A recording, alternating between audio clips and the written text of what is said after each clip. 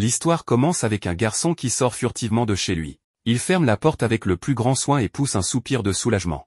Une fois dehors, il se réjouit d'avoir réussi à sortir la nuit sans que sa famille ne s'en aperçoive. Le garçon commence à penser qu'il devrait dormir pour pouvoir aller à l'école le matin.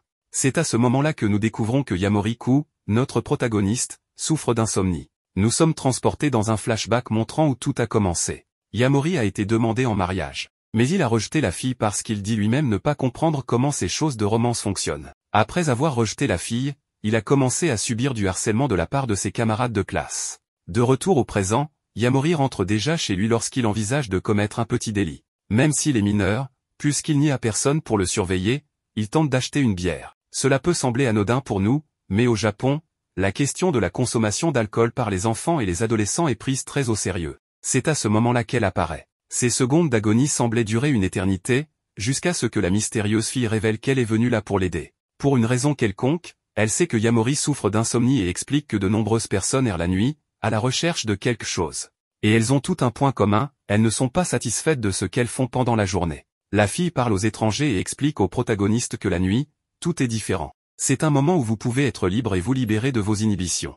Yamori essaie de suivre les pas de son instructrice, mais devient timide et finit par se tromper. Finalement, la fille invite le garçon chez elle pour l'aider à trouver le sommeil. Il devient un peu méfiant, pensant qu'elle pourrait avoir des intentions cachées, et lorsqu'il découvre qu'elle n'a qu'un seul matelas, il essaie de fuir l'appartement.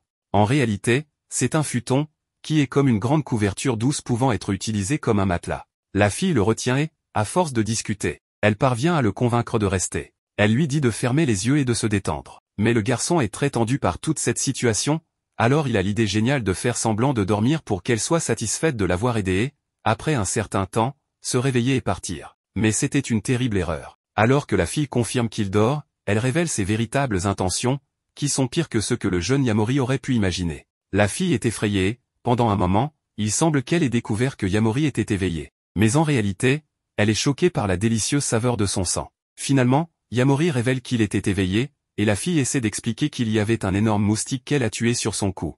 Mais même elle n'est pas convaincue par ce mensonge absurde. Yamori s'inquiète d'être devenu un vampire, mais elle explique que cela relève des films. Pour elle, sucer du sang est comme prendre un repas. Cela demanderait beaucoup de travail si chaque personne mordue par un vampire se transformait en un autre vampire. Cela n'arrive que lorsque l'humain mordu par le vampire est amoureux du vampire. Pendant qu'ils discutent de toute cette histoire de vampire et des différences entre la nuit et le jour, le protagoniste commence à penser à quel point il déteste aller à l'école et comment la nuit, tout le monde semble être plus amusant à fréquenter. Peu à peu, une autre idée dangereuse germe dans l'esprit de Yamori, jusqu'à ce qu'il demande à la fille de le transformer en vampire. Elle devient tout embarrassée, car pour les vampires, c'est presque comme une demande en mariage.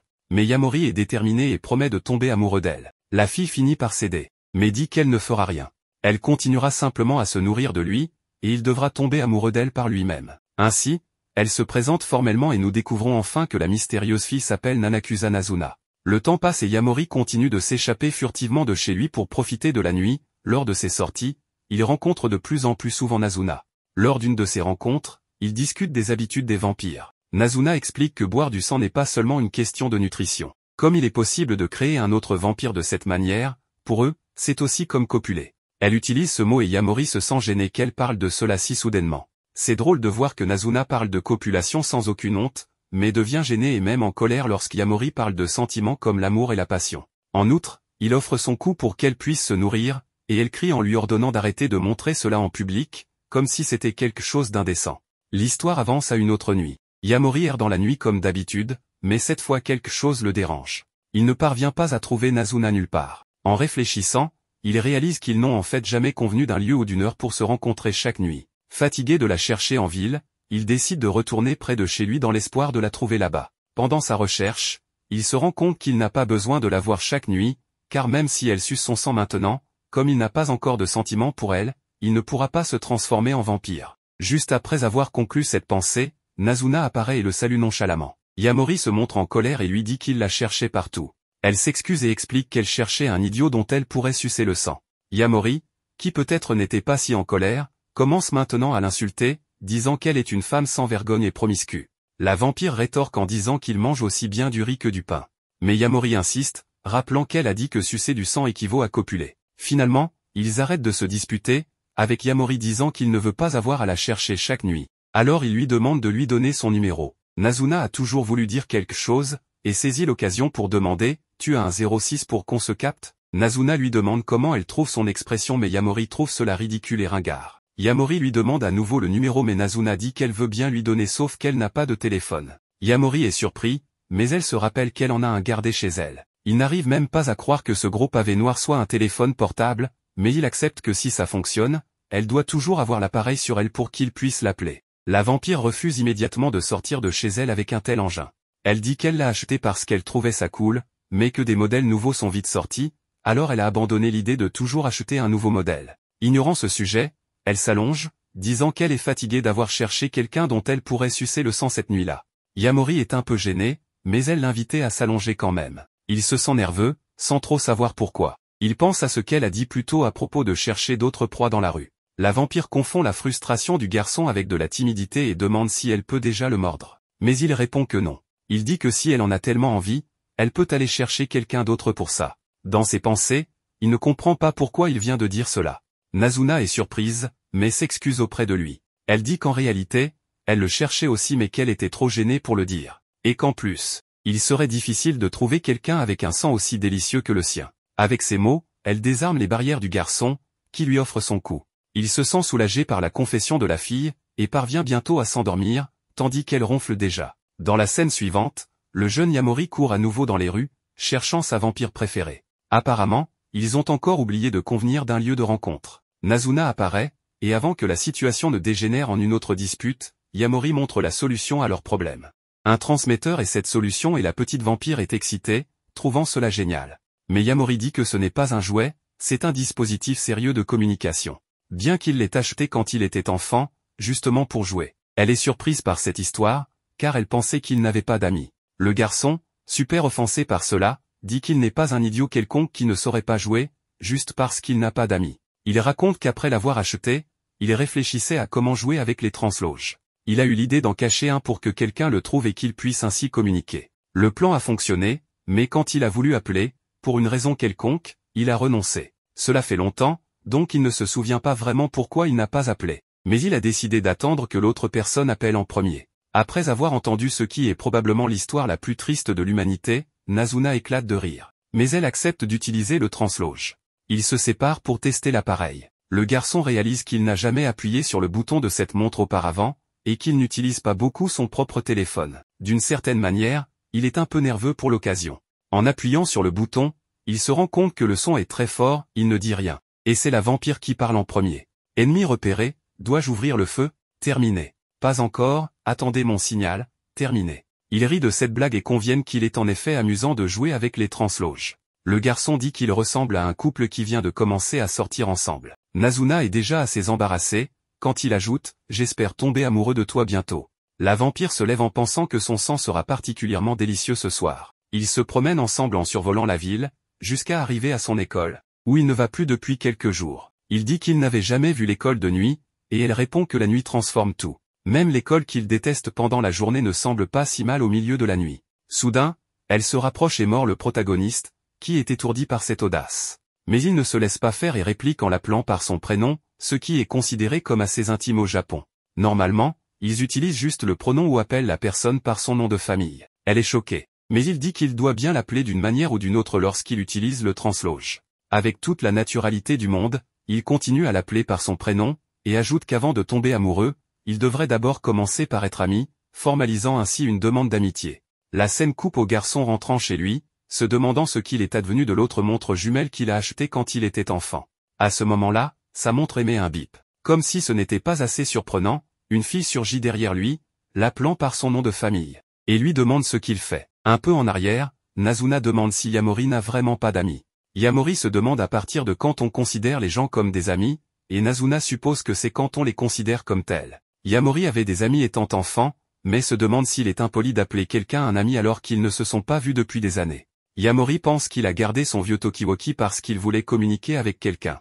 Yamori appuie alors sur le bouton d'appel du Tokiwoki. De retour au présent, Yamori se demande pourquoi Akira a son Tokiwoki et elle explique qu'elle ne l'a jamais jeté puisqu'il le lui avait donné. Akira explique qu'ils avaient des classes différentes et que Yamori est devenu plus sociable vers la 6e année et s'est fait beaucoup d'amis, alors elle a manqué sa chance de lui parler à nouveau. Elle attendait qu'il l'appelle sur le Tokiwoki, mais il ne l'a jamais fait. Dernièrement, Yamori a manqué l'école et elle a appelé pour voir comment il allait, mais son Talkie-Walkie a émis un son. Yamori lui demande s'il lui a donné le Talkie-Walkie et Akira le nie, mais affirme qu'il l'a laissé dans sa boîte aux lettres. Yamori se souvient l'avoir placé dans une boîte aux lettres mais ne savait pas laquelle était celle d'Akira. Comme ils sont amis, Akira s'inquiète de l'ancienne morosité de Yamori. Elle n'était pas sûre s'il la considérait comme une amie car il était distant, mais à sa manière, il lui a donné un gage de ce qu'il ressentait pour elle. Yamori réalise que tout cela était un malentendu. Il se souvient que quand ils étaient plus jeunes, Akira lui avait demandé de se joindre à elle pour jouer avec les autres enfants, mais Yamori observait des fourmis transportant d'autres insectes morts et a déclaré qu'il s'amusait à sa façon.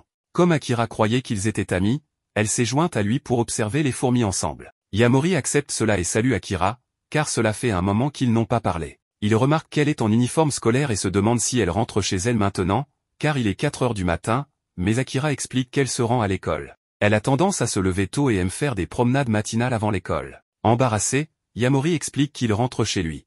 Akira se demande s'ils peuvent se revoir demain à la même heure. Yamori retourne au bâtiment de Nazuna et la contacte avec le Talkie-Walkie, l'informant qu'il avait en fait un ami. Agacé, Nazuna raccroche et va dormir. Plusieurs nuits plus tard, Nazuna commence à remarquer que Yamori part plus tôt, juste après qu'elle ait sucé son sang vers 3 heures du matin, et plaisante en disant qu'on dirait qu'ils n'ont qu'une relation physique. Yamori dit que ça lui profite, mais Nazuna s'en moque. Elle plaisante en disant qu'il voit probablement une autre femme, et Yamori le nie maladroitement, lui faisant réaliser que c'est en fait vrai. Yamori nie en disant que ce n'est pas ce qu'elle pense et part. Yamori court alors pour rencontrer Akira. Rencontrer Akira après avoir passé du temps avec Nazuna est devenu sa routine. Yamori et Akira ne parlent pas vraiment beaucoup, c'est souvent juste de petites conversations et du temps passé ensemble. Yamori se rappelle qu'Akira était autrefois plus bavarde et vive. Il lui demande si elle s'amuse à passer du temps avec lui et Akira confirme. Yamori commence alors à se demander si elle l'aime vraiment, mais remarque ensuite que Nazuna les espionne. Alors que Nazuna s'approche d'eux,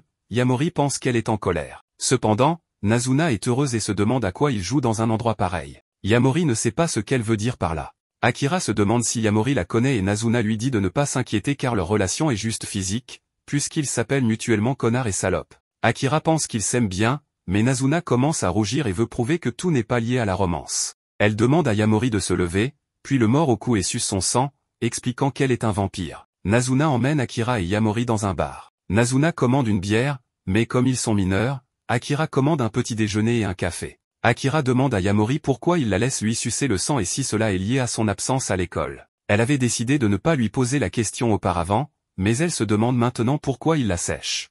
Yamori s'excuse de ne pas lui avoir dit, mais il ne sait pas comment l'expliquer. Il pensait aller bien, mais à un moment donné, il n'avait plus de plaisir à y aller et ne savait pas comment gérer cette émotion. Akira partage qu'elle aussi n'aime pas aller à l'école ou être à la maison chaque jour, mais qu'elle doit y aller parfois. Elle n'est pas sûre si ses amis sont encore des amis et est contente de l'avoir croisé l'autre jour. Akira lui demande de venir à l'école avec elle car c'est plus amusant pour elle quand il est là. Nazuna trouve Akira intéressante et bien qu'Akira ne croit toujours pas qu'elle est un vampire, Nazuna n'y voit pas d'inconvénient. Nazuna souligne qu'Akira est l'ami de Yamori, mais se demande ce qu'elle a fait récemment car elle n'a ni contacté Yamori ni ne l'a vu depuis un moment. Nazuna se lève alors et décide de partir. En partant, Yamori réalise qu'elle est partie sans payer ses bières. Yamori paie et sort après Nazuna.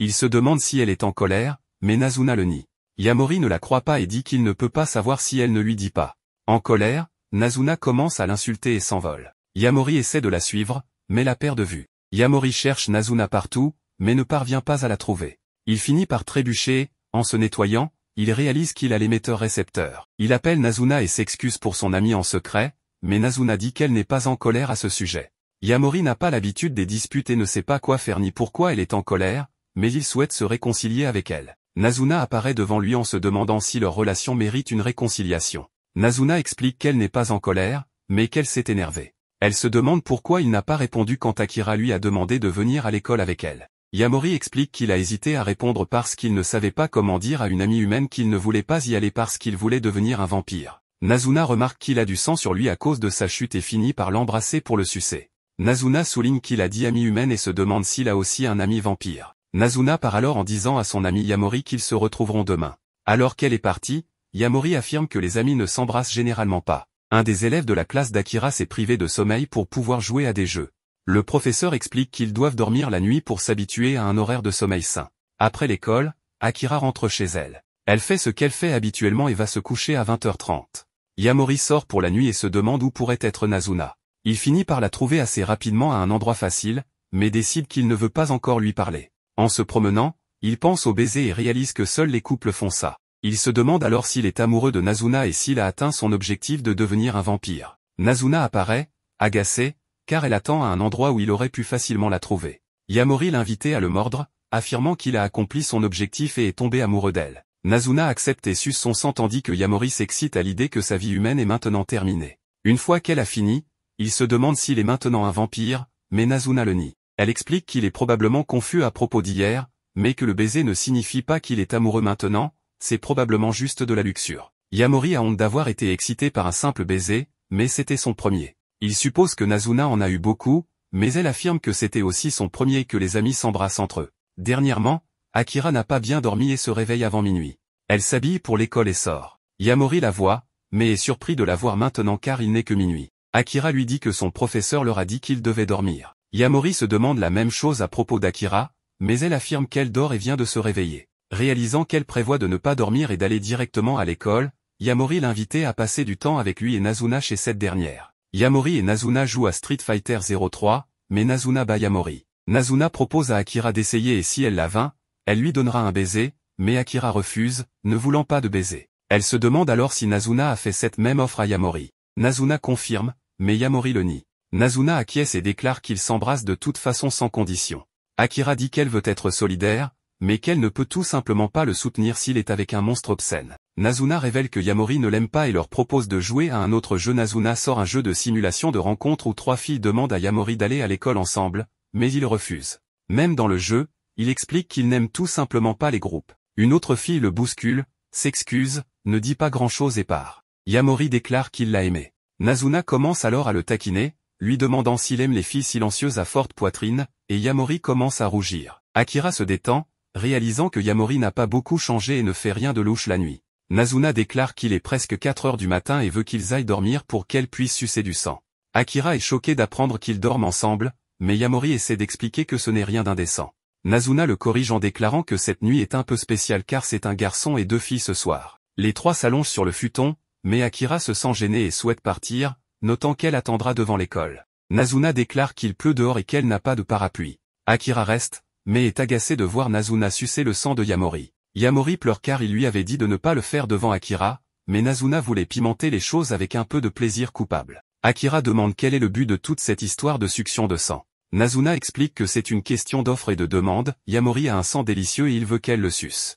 Akira ne comprend pas et se demande pourquoi il voudrait ça. Forcé, Yamori révèle qu'il veut devenir un vampire un jour. Akira est surprise et dit qu'au moins il a un objectif pour l'avenir, car il ne parlait généralement jamais de ce qu'il voulait faire plus tard. Akira suppose qu'il doit être devenu un vampire maintenant, mais Yamori explique que pour en devenir un, il doit d'abord tomber amoureux de Nazuna. Pendant ce temps, Nazuna se sent assez embarrassée et explique que bien qu'elle aime les blagues coquines, elle est gênée par les discussions sur la romance.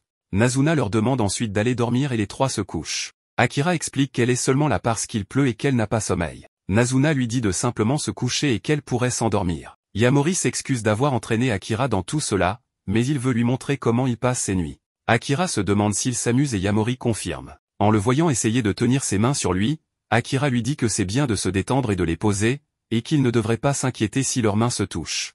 Elle lui dit que s'il ne se détend pas, il ne pourra pas dormir. Akira lui dit que même s'il devient un vampire, elle veut toujours être son amie. Cependant, elle essaiera toujours de le faire aller à l'école, car même s'il est un vampire, il doit encore étudier. Akira se retourne et finit par s'endormir. 4 heures plus tard, Akira se réveille en réalisant qu'elle sera en retard pour l'école. Elle réveille Yamori et lui dit qu'elle va partir, lui souhaitant une bonne journée. Nazuna se demande si Akira a bien dormi, expliquant que les gens dorment bien quand ils sont satisfaits de leur journée. Nazuna se réveille, mais il est encore 16h30. Elle passe du temps à jouer à un jeu vidéo, mais s'énerve à 19h50.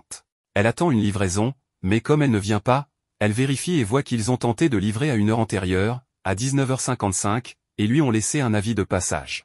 Il est passé 20h, mais elle se demande quoi faire. S'ennuyant, elle décide de sortir, mais tout le monde dehors semble morose. Elle trouve un chat et décide de jouer avec lui pendant un moment. Ensuite, elle réalise que le chat sent mauvais et que l'odeur reste sur ses mains. Comme il est un peu plus de 22h, elle décide d'aller se laver dans un bain public. Elle laisse son transmetteur au comptoir et demande à l'homme de l'informer s'il bip pendant qu'elle prend son bain. Elle est agacée que les vampires n'aient pas de reflet et qu'elle ne puisse pas se voir. Son transmetteur sonne et Nazuna sort rapidement du bain. Elle rencontre Yamori, qui remarque qu'elle a l'air différente de d'habitude. En entendant qu'elle a pris un bain, Yamori dit qu'il voulait en prendre un aussi et Nazuna décide qu'ils devraient y aller ensemble, puisqu'elle n'a pas pu finir son bain à cause de son appel. Après le bain, Yamori a une variété de pensées, à la fois bonnes et mauvaises, et se demande si c'est à cause de sa coiffure différente aujourd'hui ou de l'augmentation du flux sanguin dû au bain. Comme il a du mal à se concentrer, il demande à Nazuna de sucer son sang et elle accepte. Yamori avait compris que sucer son sang l'aidait à calmer ses émotions fortes et à clarifier ses pensées. Un peu plus affamé, Nazuna finit par sucer un peu plus de sang. Yamori ressent le besoin de se reposer un peu et voit un endroit qui propose de se reposer et demande à Nazuna d'y aller. Nazuna accepte, mais en entrant, Yamori se rend compte que c'est un endroit pour les couples et les activités de couple, et se sent honteux. Nazuna lui demande s'il a pu évaluer ses sentiments, révélant que lorsqu'elle suce son sang, elle a une idée de ce qu'il pense grâce au goût. Elle se demande si elle était si séduisante après avoir pris un bain qu'il était confus à nouveau. Yamori révèle que bien que son objectif soit de tomber amoureux d'elle, il pense que ressentir de tels sentiments pour une amie est immoral. Nazuna lui dit que les émotions donnent de la variété à son sang et en provoquant ces émotions, elle peut profiter davantage du goût de son sang. Nazuna se souvient ensuite qu'ils peuvent regarder des vidéos osées dans ces endroits et veut en mettre une à plein volume pour mettre la pression aux voisins, mais s'énerve en voyant qu'elle doit payer pour pouvoir regarder de telles vidéos. Plus tard, Yamori se demande combien de personnes Nazuna a sucé le sang pour savoir que le sien a meilleur goût. Cependant, il ne veut pas vraiment savoir de qui en particulier elle a sucé le sang. À ce moment-là, Nazuna voit quelqu'un à qui elle a sucé le sang et le dit à Yamori, qui la trouve assez insensible.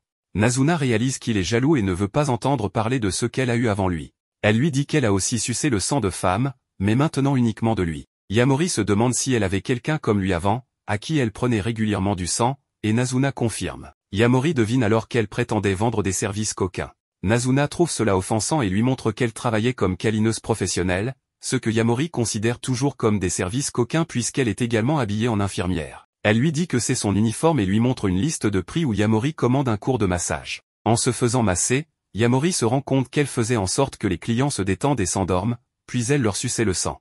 Nazuna commence à expliquer divers points de pression et leur utilité pour son corps. À la fin, elle est sur le point de lui sucer le sang, mais la sonnette retentit. Nazuna va vérifier et voit un client, ayant oublié de retirer le panneau. Nazuna demande à Yamori de répondre car elle se souvient que la cliente est intéressée par les cours de massage et que ceux-ci sont assez fatigants. Yamori ouvre et invite la cliente, expliquant que la patronne se repose en ce moment. Yamori retourne voir Nazuna, qui commence à jouer à un jeu vidéo. Elle note que c'est une bonne affaire pour Yamori. La cliente est Kiyozumi Shirakawa, 24 ans, une employée de bureau légèrement fatiguée, et Yamori pourra toucher son corps. Yamori s'agace et gronde Nazuna, voulant dire au client de partir. Nazuna lui dit qu'elle ne peut pas la laisser partir. Elle explique qu'elle gagne sa vie avec ce travail, mais qu'en étant avec Yamori dernièrement, elle n'a pas travaillé et n'a pas d'argent. Yamori ne se sent pas vraiment concernée, mais Nazuna précise que profiter de la nuit coûte de l'argent et qu'elle a payé l'hôtel. Nazuna supplie Yamori de faire le massage et lui offre 2000 yens. Yamori n'a jamais fait de massage auparavant,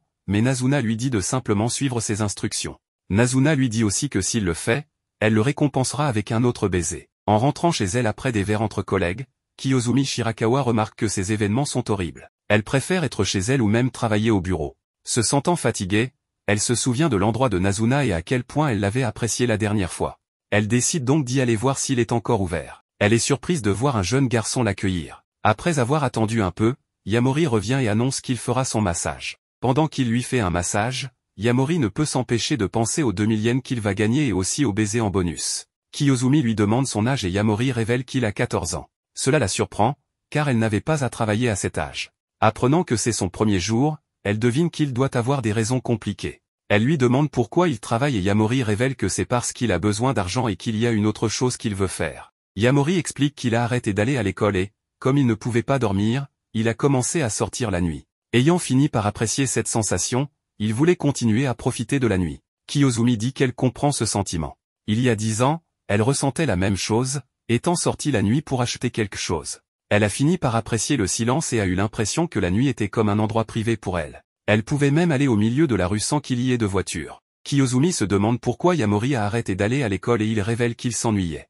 Kiyozumi révèle qu'elle est venue parce qu'elle se sentait un peu fatiguée. Son travail est amusant mais ne peut pas être fait seule, et elle doit gérer son patron et ses collègues, et prétendre s'amuser. Elle commence à pleurer, déclarant qu'elle n'en peut plus et qu'elle ne veut plus aller au bureau ou boire des verres après le travail. Son téléphone sonne alors et Kiyozumi sait que c'est son patron et qu'elle doit se rendre au bureau. Elle explique qu'on l'appelle à des heures ridicules, mais si elle n'y va pas, elle aura des ennuis. Yamori se demande s'il doit l'arrêter ou non, et si elle part à mi-chemin, s'il sera entièrement payé. Cependant, il réalise ensuite que ce n'est pas important et que Kiyozumi est comme lui. Il devient sérieux et bloque la porte, déclarant qu'elle ne part pas et qu'elle dormira ici. Le massage n'est pas terminé et elle profitera de la nuit. Yamori appelle alors Nazuna qui vient en passant à travers le mur. Yamori lui dit de ne pas laisser Kiyozumi aller travailler. Nazuna accepte et lui dit d'ouvrir la fenêtre. Lorsqu'il le fait, elle attrape Kiyozumi et la jette dehors. La fille pense qu'elle va mourir, mais Yamori saute après elle et Nazuna vient les attraper tous les deux au sol. Yamori s'excuse pour la façon dont ils ont géré la situation, mais il ne veut pas la laisser aller travailler. Il déclare que si c'est si mauvais que ça la fait pleurer, alors elle ne devrait pas avoir à le faire. Kiyozumi lui dit qu'il ne comprend pas et que le travail n'est pas comme l'école, en tant qu'adulte, on doit supporter des choses même si ça fait pleurer. Yamori déclare qu'il veut être un vampire. Il explique que Nazuna est une vampire et qu'il veut qu'elle le transforme en un aussi. Bien qu'il ne connaisse effectivement pas le travail et soit naïf, un patron doit être fou pour l'appeler à 2 heures du matin. Comme les vampires ne sont pas humains, ils n'ont pas besoin d'être rationnels. Kiyozumi réalise qu'il veut devenir un vampire pour continuer à profiter de la nuit, mais admet qu'elle l'envie. Kiyozumi commence à rire de la raison pour laquelle il veut être un vampire. Yamori marche au milieu de la rue en disant qu'il ne veut pas renoncer à cela. Kiyozumi le rejoint, se rappelant la sensation et trouvant cela amusant. Cependant, elle explique qu'elle ne peut pas continuer à le faire car elle est adulte. Elle doit aller travailler, mais espère qu'il pourra devenir un vampire, souhaitant pouvoir en être un aussi. Yamori lui dit alors que s'il devient un vampire, il la transformera aussi. Alors que Kiyozumi part, Nazuna déclare que Yamori a fait une déclaration assez audacieuse. Yamori est d'accord avec ça, car il a juste besoin de la faire tomber amoureuse de lui, et les filles ont tendance à l'aimer. Nazuna demande à Yamori de suggérer quelque chose d'amusant à faire ce soir. Yamori commence à suggérer des choses comme le karaoké, le cinéma, les fléchettes, le skateboard et les jeux d'arcade, mais tout est refusé par Nazuna. Il suggère ensuite une piscine nocturne et Nazuna finit par aimer l'idée. Ils finissent par aller dans un club qui a une piscine nocturne, mais ce n'est rien comme Yamori l'avait imaginé. En attendant Nazuna, il commence à se demander à quoi elle ressemble en maillot de bain, mais quand elle arrive, elle a des vêtements par-dessus et déclare que son maillot de bain est en dessous. Pendant qu'elle va chercher des boissons, Yamori commence à se demander pourquoi c'est plus érotique que d'habitude, alors qu'elle montre plus de peau. Les gens commencent à regarder Nazuna, la trouvant assez attirante. 2 gars essaient de la draguer et, voyant le visage de Yamori, Nazuna décide de le taquiner. Elle déclare que bien qu'elle soit venue avec quelqu'un, il est peut-être parti. Pendant qu'elle parle avec eux, Yamori devient jaloux et va vers eux pour l'éloigner d'eux.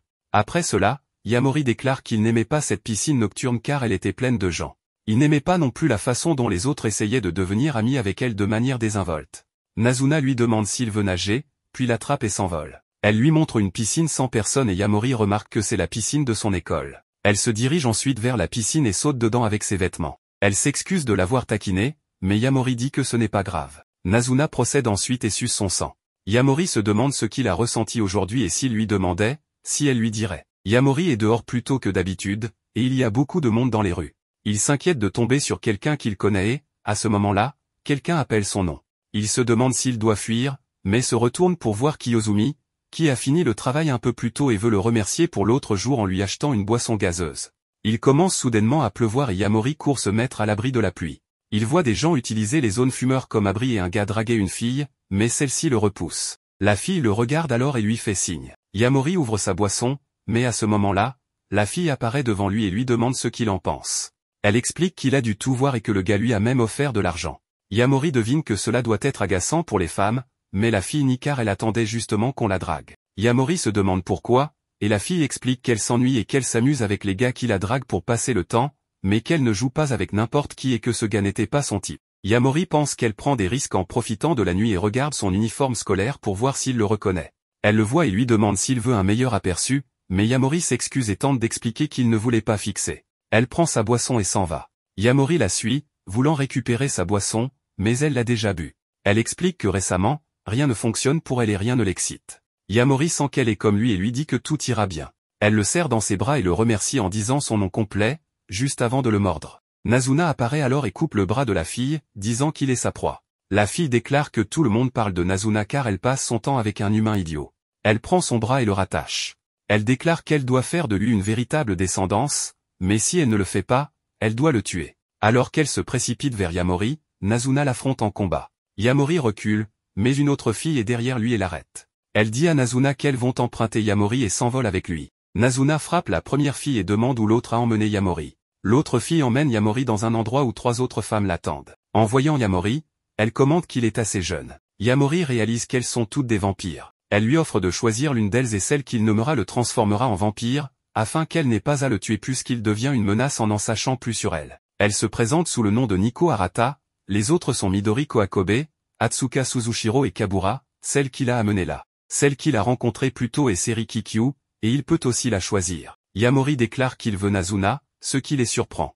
Nico est surprise car elle possède une popularité maximale tandis que Nazuna échoue en amour. Midori déclare que Yamori finira par tomber amoureux d'elle, ce que Nico trouve offensant, mais Midori explique que les vierges n'aiment pas le style de Nico. Yamori ne comprend pas pourquoi elle se dispute et suppose qu'il est vierge. Midori et Nico sont surprises qu'il ne le soit pas, mais Yamori confirme qu'il l'est. Nico pense qu'elle est une bonne candidate pour Yamori et qu'ils s'entendront bien, faisant reconnaître aux autres sa stratégie et qu'elle essaie de le conquérir. Yamori confirme qu'elle ressemble le plus à Nazuna, ce qui l'offense, mais il explique que c'est à cause de sa façon de parler et d'agir, mais se demande si Nazuna n'est pas populaire. Ils expliquent que Nazuna ne cherche pas à être populaire, alors que les vampires essaient de faire des descendants et agissent de manière à attirer les humains. Les filles commencent alors à bavarder sur certaines de leurs conversations. Du côté de Nazuna, elle dit à Seri qu'elle déteste la façon dont elle bavarde.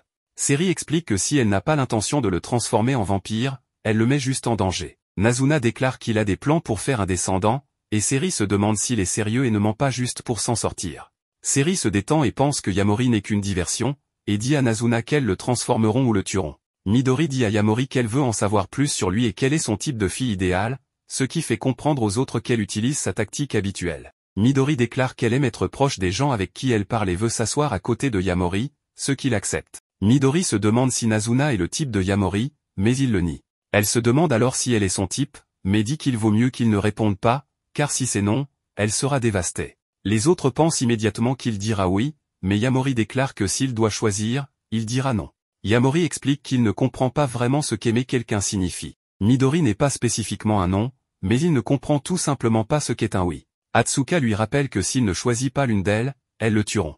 Nico dit qu'elles ne veulent pas vraiment le tuer, mais s'il n'a pas l'intention de devenir un vampire, elles ne peuvent pas lui permettre de continuer à voir Nazuna. Yamori déclare alors qu'il veut en fait devenir un vampire, ce qui les choque. Elle se demande si Nazuna est au courant, et Yamori explique que c'est pour cela qu'il veut tomber amoureux de Nazuna. À ce moment-là, Nazuna arrive et l'entend. Elle se demande si elle est énervée, mais Atsuka vérifie son visage et dit qu'il est tout rouge et qu'elle ne pourra pas parler pendant un moment. Yamori vérifie si elle va bien, mais elle lui dit de ne pas lui parler. Les autres expliquent que c'est pourquoi elle n'est pas populaire et comment elle aurait dû réagir. Nazuna veut partir avec Yamori, mais elle l'arrête en voulant savoir comment elle compte le faire tomber amoureux d'elle. Kabara est sûre que Nazuna n'a aucun plan car elle ne s'implique jamais avec elle. Elle n'a jamais fait de descendant et se demande pourquoi Yamori est spécial pour elle et pourquoi elle est intriguée de connaître le goût préféré de Nazuna. Kabara dit à Yamori de traîner avec elle quand Nazuna est occupée, mais Nazuna l'arrête en lui disant de retirer ses mains de sa proie ou elle la tuera. Nico les arrête, mais explique qu'elles veulent vraiment savoir pourquoi il est spécial et pourquoi elle passe du temps avec lui.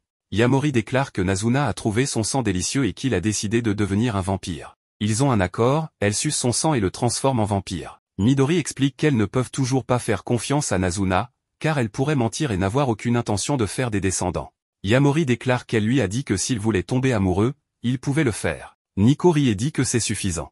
Atsuka devine que c'est juste la manière de Nazuna de cacher sa gêne. Yamori n'a pas besoin de lui dire qu'il est tombé amoureux et peut se transformer à tout moment dès qu'elle suce son sang. Nico leur dit qu'elles ne vont pas kidnapper et tuer Yamori pour le moment, mais si cela prend trop de temps, cela pourrait changer. Yamori déclare que ce ne sera pas un problème car il a l'intention de devenir un vampire, peu importe combien d'années cela prendra, ce qui surprend tout le monde. En entendant cela, tout le monde lui jette un regard surpris.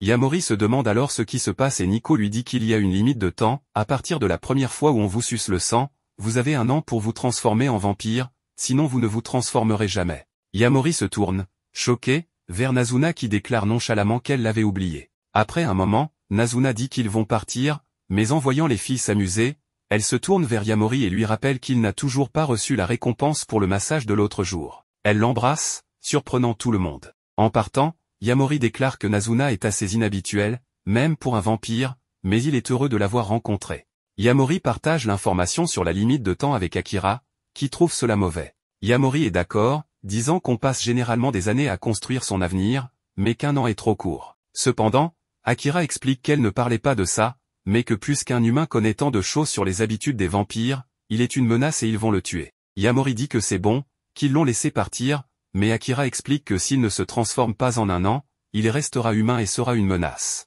Yamori réalise alors que sa situation est sérieuse et commence à se demander s'il n'a qu'un an à vivre. Le matin, Akira se dirige vers l'école mais est surprise de voir Mahiru allongé sur les escaliers de l'école. Mahiru s'excuse et explique qu'il s'est amusé toute la nuit et s'est endormi sur les marches.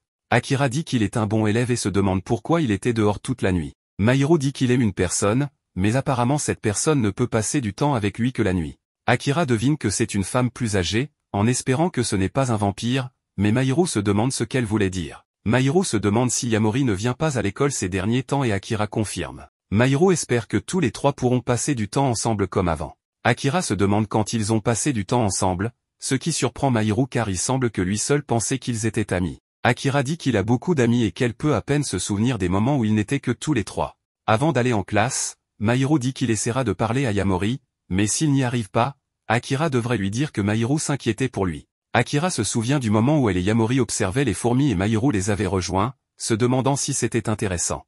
Il demande ensuite à Yamori de venir jouer au baseball avec eux.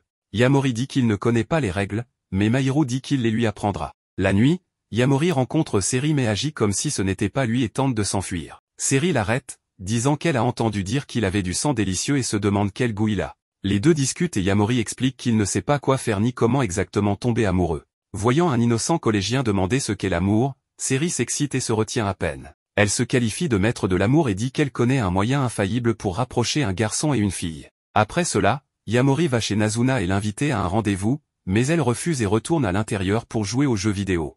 Yamori se demande si c'est à cause des jeux qu'elle ne veut pas sortir et éteint sa console. Nazuna est agacée mais explique qu'au moins les jeux modernes ont des sauvegardes, contrairement aux jeux rétro. Yamori insiste pour qu'ils aillent à un rendez-vous et, agacée, Nazuna accepte. Yamori emmène Nazuna voir un film, mais pendant qu'il regarde, Nazuna lui demande s'il essaie de l'énerver, car il a choisi une comédie romantique. Yamori s'excuse et ils sortent. Dehors, il regarde un bout de papier avec des plans de rendez-vous que Seri lui a donné. Le suivant est un café où ils devraient parler du film qu'ils ont vu. Alors qu'ils y vont et que Yamori pose des questions sur le film, Nazuna s'agace.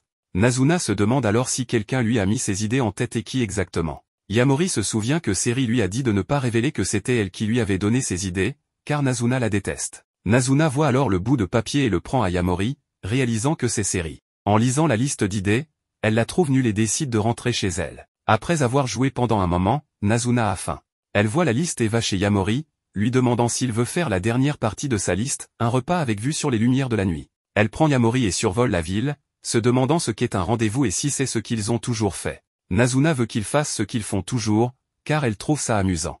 Nazuna procède ensuite à sucer son sang. Pendant qu'il cherche Nazuna, Yamori voit Mahiru avec un autre garçon et deux filles. Il se fige un moment mais, comme Mahiru ne le voit pas, il se détend et constate que Mahiru n'a pas changé. Cependant, Mahiru l'a reconnu et se retourne pour lui parler. Les deux vont ailleurs, où il y a moins de gens. Yamori est surpris que Mahiru ait réussi à le reconnaître après tant de temps, mais Mahiru affirme que c'est naturel car ils sont amis. Yamori se rappelle qu'il s'est toujours demandé à partir de quel moment les gens étaient amis, mais il avait considéré Akira et Mahiru comme ses amis. Comme Akira était une fille, il n'était pas vraiment sûr de comment interagir avec elle, mais les choses étaient beaucoup plus faciles avec Mahiru. Yamori remarque que Mahiru est parfait, il a de bonnes notes, excelle en sport et les gens l'aiment. Sa famille possède une boutique de fleurs. Être considéré comme l'ami de Mahiru rend Yamori heureux. Alors que les deux parlent de la facilité avec laquelle ils se remarquent mutuellement, Akira apparaît. Mahiru se demande si elle rentre chez elle, mais Akira dit qu'elle sort en fait. Akira dit alors à Mahiru que Yamori sèche l'école car il traîne avec une fille, mais elle veut que Mahiru lui dise d'aller à l'école. Mahiru se demande si passer du temps avec une fille est amusant, et Yamori confirme. Il reçoit un message et s'excuse car il doit rencontrer quelqu'un, puis les quitte. Akira dit à Yamori qu'il agit de manière mielleuse avec Mahiru car c'est son modèle, mais Yamori affirme qu'il est le modèle de tout le monde. Akira décide de rentrer chez elle et de dormir un peu plus. Nazuna cherche Yamori mais voit Mahiru. Nazuna apparaît alors et demande à Yamori de lui tenir la main. Nazuna dit que dès qu'elle le quitte des yeux, il s'en va, mais Yamori la corrige en disant que c'est elle qui fait ça. Seri reçoit un message d'un gars, mais comme elle perd de l'intérêt pour lui, elle continue de l'ignorer. Elle aperçoit ensuite Yamori et se précipite pour le serrer dans ses bras, mais Nazuna lui donne un coup de genou au visage. Yamori trouve cela exagéré puisqu'elle ne lui avait rien fait, mais Nazuna, qui ne l'écoute pas, demande si Seri a fait quelque chose à Yamori. Lorsqu'il le nie de nouveau, Nazuna explique qu'elle déteste simplement Seri et que sa jambe a réagi d'elle-même. Seri se relève alors, et les deux se disputent. Par la suite, Seri explique qu'elle n'a aucune intention de blesser Yamori. Nazuna se demande pourquoi Seri essaie de se rapprocher de lui, car selon elle, il n'est pas normal pour un vampire d'essayer de se lier d'amitié avec un humain sans aspirer son sang. Seri devient silencieuse un moment et admet que Nazuna a raison, affirmant qu'elle voulait juste jouer avec lui un peu, avant de partir. En s'éloignant, Seri reçoit un autre message du même gars,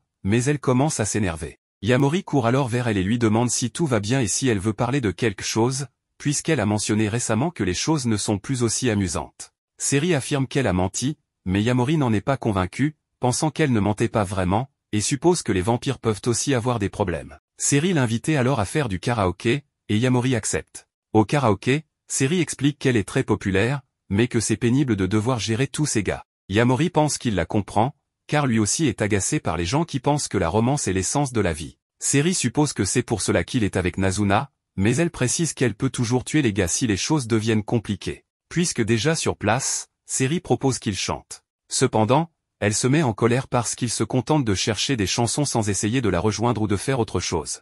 Yamori explique qu'il ne connaît pas la chanson et qu'il n'a pas regardé la télé récemment. Seri le laisse alors choisir une chanson. Après qu'il l'a choisie et chantée, Seri se rappelle que la chanson date de plusieurs décennies et se demande pourquoi il l'aime, mais Yamori ne voit pas de problème à l'apprécier. Elle admet que c'est une bonne chanson, et c'est la première fois qu'elle en entend une entière de ce genre. Elle se demande s'il y en a d'autres de ce groupe. Soudain, un gars commence à frapper violemment à la porte, et Yamori se demande s'il ne s'est pas trompé de salle. Seri s'excuse et lui rappelle qu'elle est populaire. Le gars continue de frapper tout en répétant son nom. Yamori trouve cela effrayant, mais Seri ne veut rien faire à ce sujet. Elle explique que cela arrive souvent, et que ces gars sont pénibles. Yamori s'inquiète qu'il puisse entrer, mais Seri affirme qu'il n'a pas le courage de le faire. Elle le salue, ce qui pousse le gars à reculer. Yamori se demande si c'est là le problème que Seri rencontre et lui demande ce qu'elle souhaite faire pour améliorer sa situation. Seri déclare que Yamori devrait essayer de lui donner des conseils appropriés, car sinon, il ne prendra pas plaisir à passer du temps avec elle et devrait simplement rire et ignorer la situation. Elle ajoute que la solution est simple, elle peut tuer les gars quand elle le souhaite.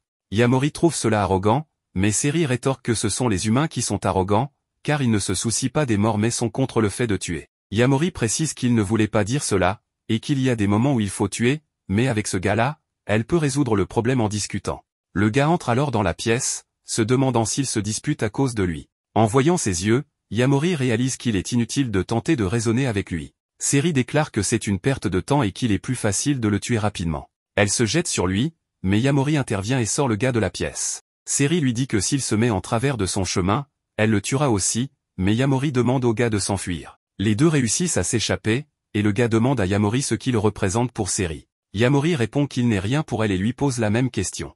Le gars se demande alors ce qu'il est pour Seri et qui il est vraiment. Yamori devine qu'il aime Seri et lui demande de lui parler de ses sentiments amoureux.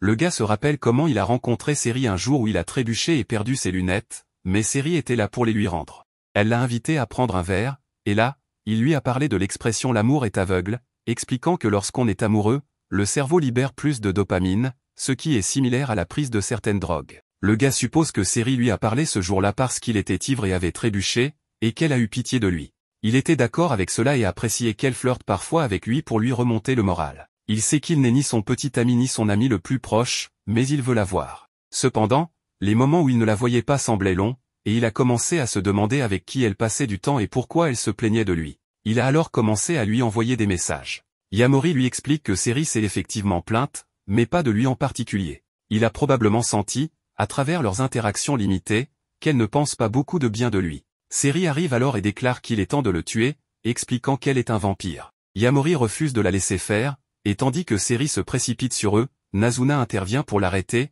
ayant écouté la conversation grâce à la montre de Yamori. Seri affirme qu'elle ne tuera pas Yamori, alors Nazuna la relâche. Cependant, Nazuna se demande pourquoi Seri a soudainement décidé de tuer, ce qui l'intrigue. Le gars demande qu'on arrête tout, affirmant que ce n'est pas la faute de Seri et qu'il avait oublié qu'il ne devait pas tomber amoureux car ils étaient amis. Seri révèle qu'elle n'avait jamais eu l'intention de transformer Akito en son progéniture, mais qu'elle voulait juste traîner avec lui de temps en temps. Seri en a assez de créer des progénitures, mais elle n'a personne avec qui parler. Elle est fatiguée que la romance soit une partie de chaque interaction humaine qu'elle a, mais elle ne sait pas comment être simplement amie et agit inconsciemment pour faire tomber les gens amoureux d'elle. Seri dit à Akihito qu'il devrait arrêter de se voir et agir comme si rien ne s'était passé. En les regardant, Yamori réalise qu'il est difficile de gérer Seri, et qu'Akihito est plutôt raisonnable. Il trouve cela ridicule qu'elle apprécie d'être son amie mais qu'elle ait l'intention de le tuer pour ne pas gâcher cette relation. Il suggère qu'il devrait en parler d'abord en tant qu'ami.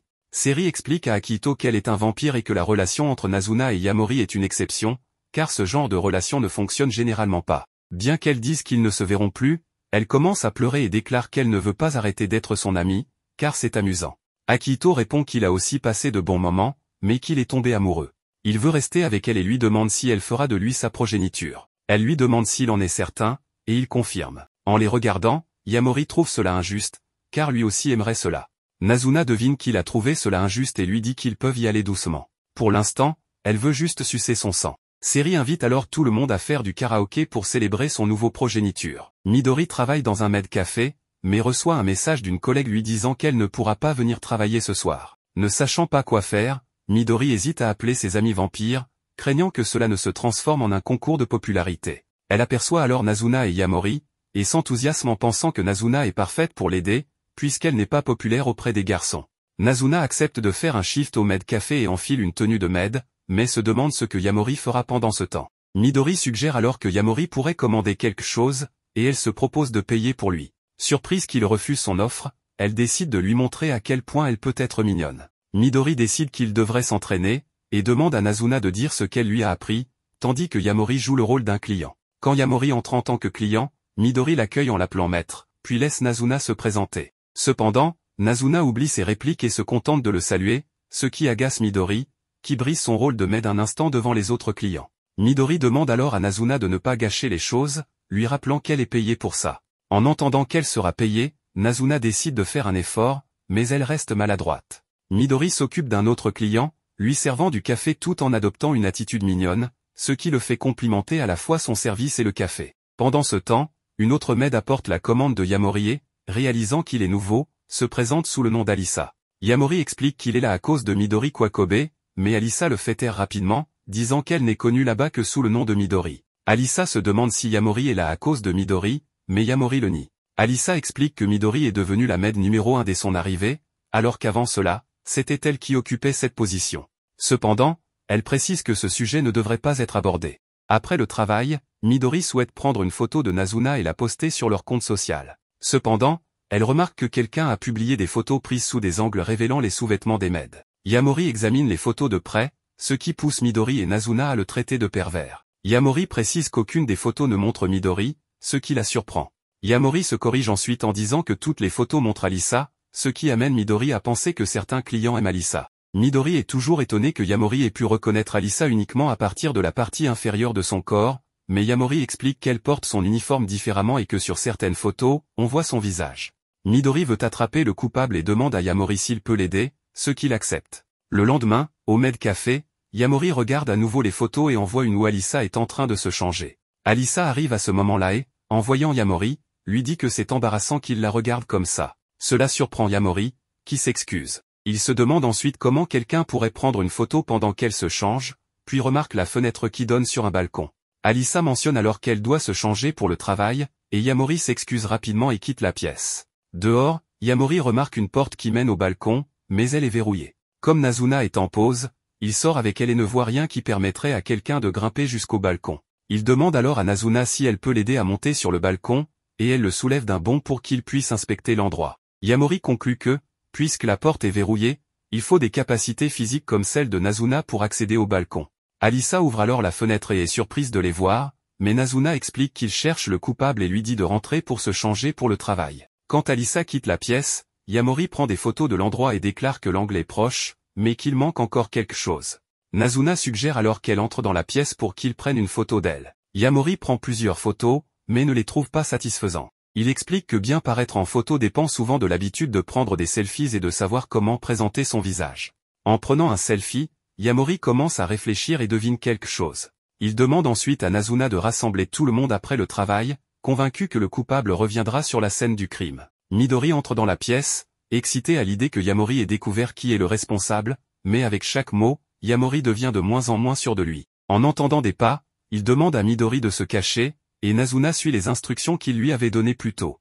Yamori et Midori finissent par se cacher dans un casier. Alisa entre dans la pièce, et Nazuna lui dit qu'elle est la dernière à partir et qu'elle rentre chez elle. Pendant qu'ils sont cachés dans le casier, Yamori explique à Midori qu'il se cache parce que le coupable arrive après qu'Alisa soit seule. Il a inspecté les photos, et toutes ont été prises quand il n'y avait ni autre personnel ni client, et après les heures de fermeture. Ils entendent alors la fenêtre s'ouvrir, et Yamori dit à Midori que c'était la seule façon d'en être certain.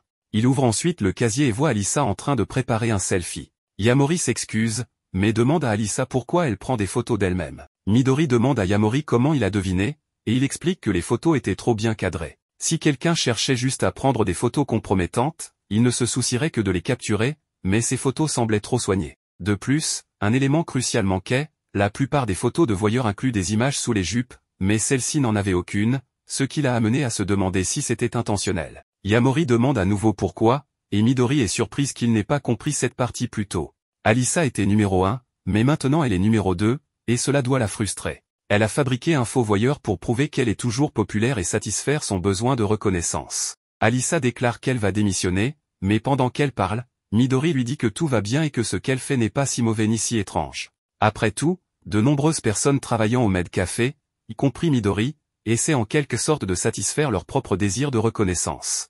Nazuna, ayant fini par apprécier le salaire au Med Café, décide de continuer à y travailler de temps en temps. Un soir, Alisa, en congé, visite le café et s'assoit à côté de Yamori. Alisa explique qu'elle prenait souvent beaucoup de selfies, parfois dès le matin, et qu'avant de s'en rendre compte, la journée était déjà passée. Mais elle n'aurait jamais imaginé que quelqu'un lui dirait que c'est une chose acceptable à faire. Elle a envoyé une photo à Midori, et celle-ci lui a dit qu'elle l'aimait bien.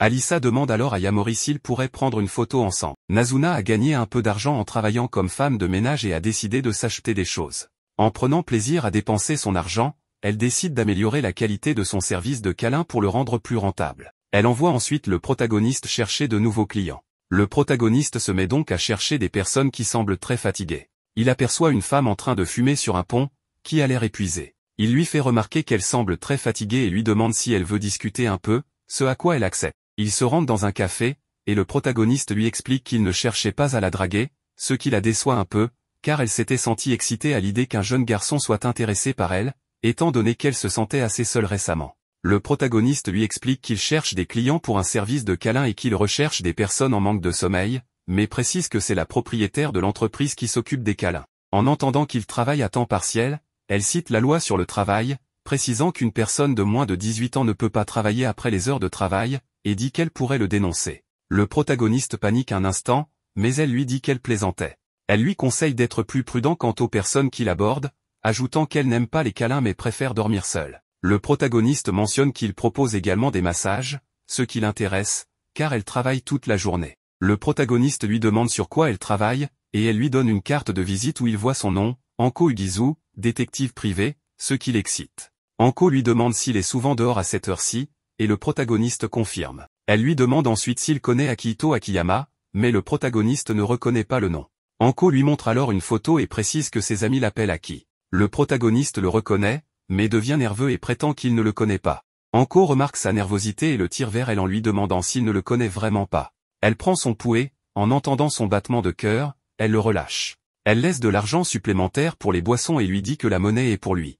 Elle lui demande de l'appeler s'il entend quoi que ce soit au sujet d'Aki et lui dit d'essayer vraiment de la draguer la prochaine fois, puis elle part. En entendant ce qui s'est passé, Nazuna est déçue et déclare qu'elle n'est pas intéressée à faire quoi que ce soit à moins qu'elle ne reçoive de l'alcool. Le protagoniste s'y attendait et en a apporté avec l'argent qu'Anko lui avait donné, ce qui rend Nazuna heureuse.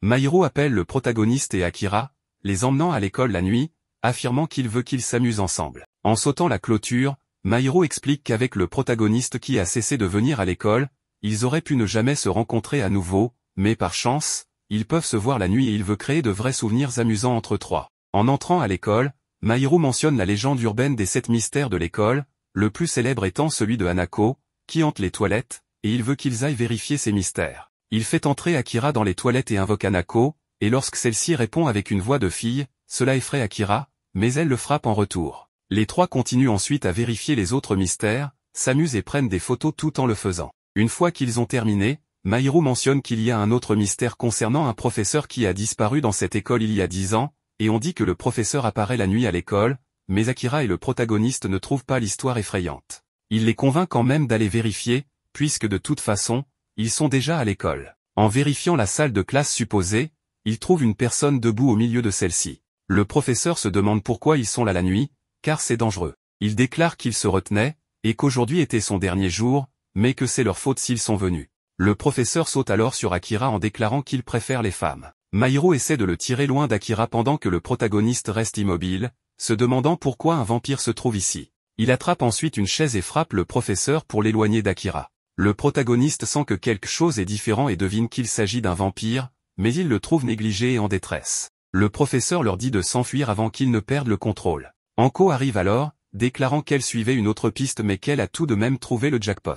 Le professeur dit qu'il ne voulait rencontrer personne, mais qu'il ne peut plus se retenir et a besoin de sang. Anko montre son cou, et il lui saute dessus. Elle ouvre les bras et le serre dans ses bras, le laissant la mordre, mais un moment plus tard, il se retire en criant de douleur, affirmant qu'elle a un goût très mauvais. Anko explique qu'elle n'avait trouvé aucune piste sur lui, mais qu'elle est désormais sûre que, depuis qu'il est devenu un vampire il y a 10 ans, il n'a jamais mangé correctement. Il s'était retenu pendant 10 ans, mais aujourd'hui était son point de rupture. Yamori se demande pourquoi il n'a pas bu de sang. Anko répond que personne ne voudrait devenir un vampire, et le vampire confirme qu'il a été piégé. Anko lui dit qu'elle le laissera mourir en tant qu'humain et lui met un anneau en argent dans la main, lui ordonnant de ne pas résister pendant qu'elle lui parle et le calme. Le matin arrive, et il se transforme en poussière. Anko déclare que le professeur disparu depuis 10 ans est mort aujourd'hui en tant qu'humain, bien qu'il était censé mourir naturellement de toute façon aujourd'hui. Elle se réintroduit en disant qu'elle travaille sur des affaires impliquant parfois des personnes disparues à cause des vampires. Le protagoniste se demande pourquoi elle l'a tué alors qu'elle avait dit qu'il allait de toute façon mourir aujourd'hui. Anko lui demande s'il aurait dû vivre une vie de monstre. Il a lutté pendant 10 ans sans savoir ce qu'il était devenu. Elle dit au protagoniste qu'il ne sait rien des vampires et qu'elle ne le laissera pas accomplir son rêve idiot. Le protagoniste réfléchit aux paroles d'Anko et admet qu'il ne sait effectivement rien des vampires. Il va voir Nazuna, qui est impatiente de boire un peu de sang, et le protagoniste accepte. Cependant, lorsqu'elle le serre dans ses bras pour sucer son sang, il se rappelle du professeur vampire qui a perdu le contrôle et la repousse. Elle se demande ce qui s'est passé, et le protagoniste lui parle du vampire qui a perdu le contrôle. Nazuna devine qu'il était affamé et ne pouvait plus se contrôler. Le protagoniste lui demande alors si cela lui arrive aussi, mais elle lui dit de ne pas la comparer à lui et que c'est quelque chose dont il ne doit pas s'inquiéter. Nazuna propose ensuite de faire une promenade. Elle mentionne qu'elle a entendu dire que les vampires meurent après 10 ans s'ils ne boivent pas de sang. Elle raconte avoir entendu parler de certains qui sont devenus vampires, n'ont pas pu l'accepter et sont morts sans jamais se nourrir. Le protagoniste lui dit que la détective a affirmé qu'elle l'empêcherait de devenir un vampire, bien qu'il n'ait pas encore renoncé à cette idée, il s'inquiète car elle sait comment tuer un vampire. Il ne veut pas que Nazuna meure à cause de lui, mais c'est la première fois qu'il ressent que les vampires sont effrayants. Le protagoniste s'excuse pour plus tôt et dit qu'il va bien maintenant, qu'elle peut sucer son sang. Le protagoniste rencontre ensuite Mahiru, qui lui demande pourquoi il veut devenir un vampire, sachant que le vampire qu'ils ont rencontré a failli tuer Akira. Il se demande ce qu'il veut faire en devenant un vampire. Le protagoniste commence à se demander ce qu'il veut vraiment faire et si c'est la liberté, mais il se demande aussi s'il n'est pas déjà libre. Il ne pense pas que ce soit à cause de Nazuna, car il passe du temps avec elle pour devenir un vampire et ne pense pas que ce soit par amour, car il essaie de tomber amoureux pour devenir un vampire. Comme le protagoniste ne répond pas et continue de réfléchir, Mahiru lui demande encore une fois s'il va tromper les gens et leur sucer leur sang, ou s'il ne boira pas de sang et finira par perdre le contrôle comme le professeur. Mahiru lui dit qu'il n'a pas besoin de répondre maintenant, mais qu'il doit y réfléchir. Nazuna veut visiter la maison du protagoniste, et il l'emmène. Elle commence à explorer, mais trouve étrange de ne pas trouver de magazine pour adultes. Elle se demande où sont les parents du protagoniste, et celui-ci explique que sa mère est probablement en train de travailler, tandis que son père n'est plus là depuis le divorce.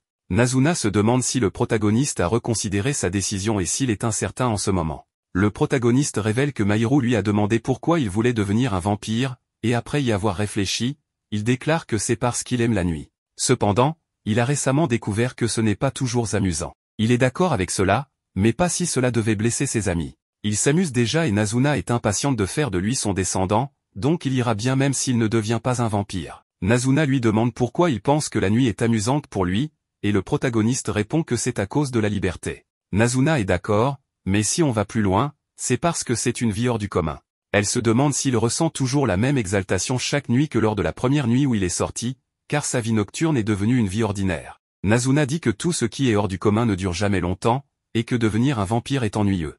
Elle s'excuse de lui avoir menti et explique que cela fait des décennies qu'elle est devenue un vampire et qu'elle s'est toujours ennuyée. Le protagoniste se demande pourquoi elle ne lui a montré que les aspects amusants, et Nazuna suppose que c'est parce que c'est ainsi qu'elle voulait être. Le protagoniste appelle Anko, et ils se rencontrent. Anko s'attendait à ce que le protagoniste l'appelle pour une relation amoureuse, mais est déçu qu'il ne l'ait pas appelé pour cela. Elle se rend compte qu'il veut parler des vampires, et le protagoniste lui demande ce qu'elle sait à leur sujet.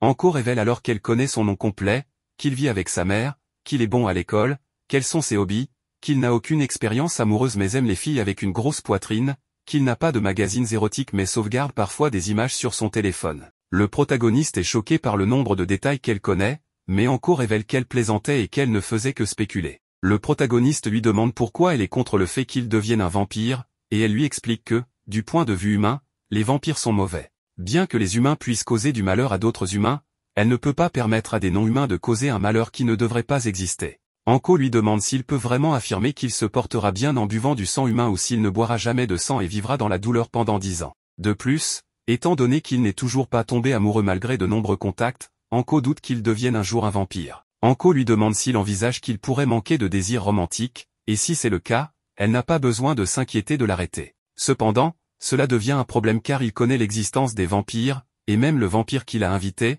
Nazuna, pourrait être en danger, et les deux pourraient être tués. Anko lui dit de faire son choix, vivre en tant qu'humain ou devenir un vampire et se faire tuer par elle. S'il choisit de rester humain, il n'a pas besoin de s'inquiéter des vampires, car elle les tuera tous. Le protagoniste ne peut pas accepter que tous les vampires soient aussi mauvais, car ils ont des similitudes avec les humains. Anko est d'accord avec sa décision, mais appelle ensuite la police et signale qu'un jeune garçon se promène la nuit et qu'elle s'inquiète. Elle lui dit ensuite de courir chez lui avant qu'il ne perde ses précieuses nuits. Le protagoniste court vers chez lui, frustré de ne pas avoir pu poser toutes les questions qu'il voulait poser, comme comment elle a tué un vampire, pourquoi son sang avait un goût à la fois mauvais et bon, et comment elle en savait tant sur les vampires. Le protagoniste entend les sirènes de la police et se cache alors dans une aire de jeu. Il se demande s'il devrait aller voir Nazuna, mais en pensant à Anko, il ne veut pas lui causer de problème. Atsuka apparaît alors qu'il voit le protagoniste se cacher.